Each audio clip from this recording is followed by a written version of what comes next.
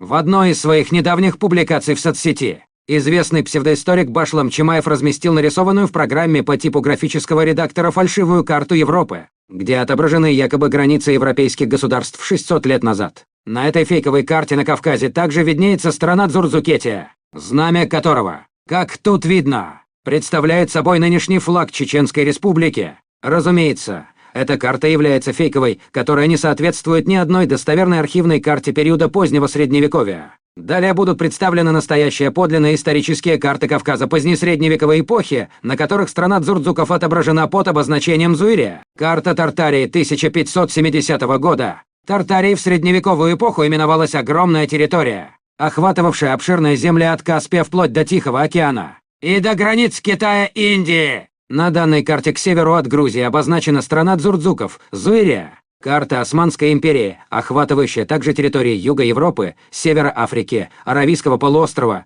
Персии и Кавказа. Составлена в 1686 году. На этой карте у северу от Грузии также имеется название Зуирия. Представленная перед вами карта составлена в 1653 году.